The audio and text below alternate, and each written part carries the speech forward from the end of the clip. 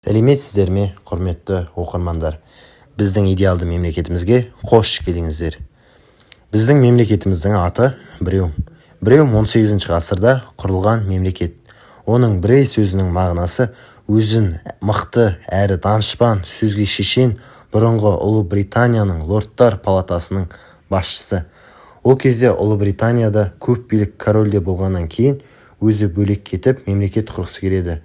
Сөйтіп өзі мемлекет құрады. Бірақ оған басында ешкім сенбеді. Бірақ өзінің қайтпас қайсар мінезінің арқасында мемлекет құрып, өзі сол мемлекеттің лорд протекторы болады. Басында мемлекет атауы Біреу болмады. Біреу атауы Бірейдің елді құрып, гүлдендіріп кеткен соң атын Біреу, яғни Бірей лорд протектордың аты ақылды деген мағына білдіреді. Бастапқы тарихы 18 ғасырда буржуазиялық революциясы кезінде алғашқы өрісі болды, ал қазіргі сәтте унитарлы мемлекет. Біреу мемлекетінің туының мағынасын түсіндіріп кетсек, қызыл түс отан үшін төгілген қанды, энергияны, күшті білдіреді. Қара түс жасырын тілектерді, бүлікті, сән салтанат пен байлықты білдіреді. Бүркіт билік пен жомарттықты білдіреді. Қасқыр батылдық пен жеңісті білдіреді. Келесі мемлекет символына тоқтала кетсек, жылан құнарлылықтың, жердің, судың символы. Қанаттар руханият, даналық, бостандық, жеңіс, жылдамдықты білдіреді. Тәж энергия мен күшті білдіреді. Біздің мемлекетіміздің астанасы Сапруйдан қаласы. Астанасы ең әсем, ең жақсы дамыған қала. Сапруйдан қаласы көрнекті орындар мекені болып саналады. Мемлекеттің жер аумағы 30,5 миллион квадрат метр. Халық саны 300 миллион. Біреу мемлекеті көп ұлтты мемлекет болып саналады. Ұлттары француз, ағылшын, герман. Валютасы Плутос, байлық құдайының атына байланысты. Ресми ұлттық тілдері латын тілі және ағылшын тілі болып саналады. Жалпы мемлекет нысаны үшке бөлінеді. Мемлекет басқару нысаны, мемлекет құрылым нысаны және де саяси режим. Жалпы біздің мемлекетіміздің басқару нысаны бұл парламенттік республика, яғни парламенттің өкілеттігі басымырақ болып табылады. Мемлекет құрылым нысанына қарай мемлекетіміз унитарлы. Мемлекеттік немесе ұлттық мемлекеттік құрылымның бір түрі.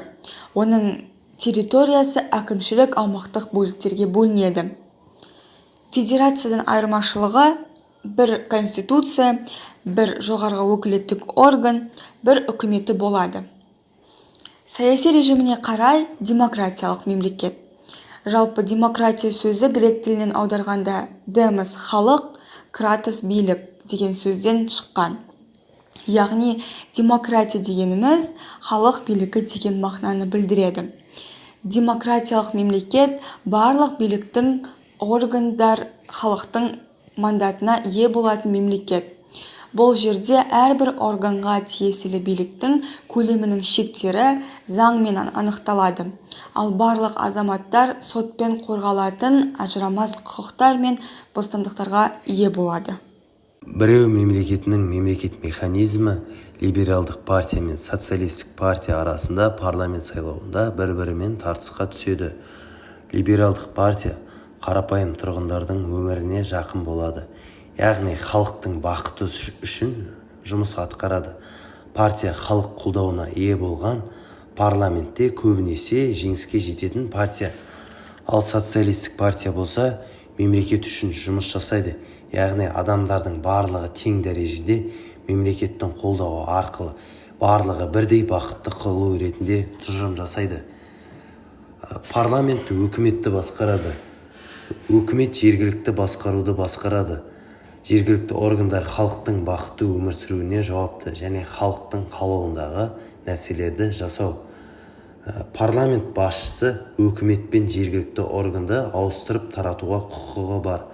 Өкіметтің міндеті парламенттен шыққан заңдарды жүзеге асырып, халыққа жеткізу және халықты қамтамасыз ету. Мысалы, көп бала деп қарамай, әр үйден бір бала болса да мектеп формасы және оқуға қажетті құралдар тегін беріледі.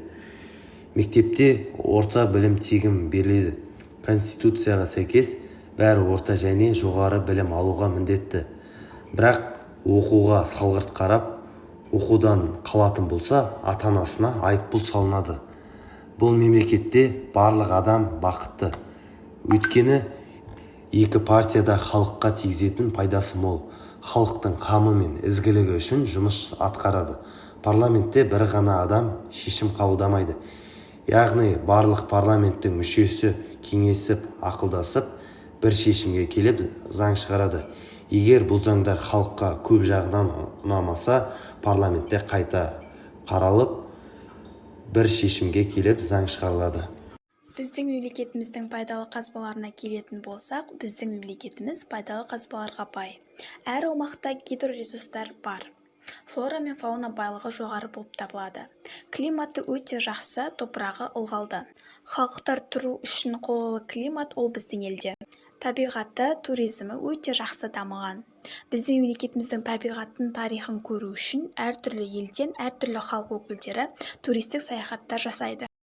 Мемлекет конституциясы 7 бөлімнен тұрады. Ерік бостандығы, адам және теңдік, капиталистік құқық, заң шығару жүйесі, парламенттік жүйе, сенат құқығы, сот жүйесі, іскери сала құқығы және отбасы құқығы. Оның ереже жинағынан үзінді. Білім алуға әрбір азамат міндетті. Орта және жоғары. Кәмелет жасқа толмаған балаларды және 60 жастан асқан зейнеткерлерді емдеу тегін және дәрілер тегін беріледі. Мүгедектердің жағдайын мемлекет толықтай қамтамасыз етеді.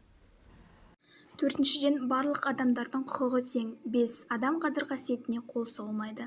6-шыдан, балалар тәрбиесінде қол көтеруге болмайды. 7-шіден, әркім өз таңдаған саласында жұмыс жасауы тиіс. Назарларыңызға рахмет.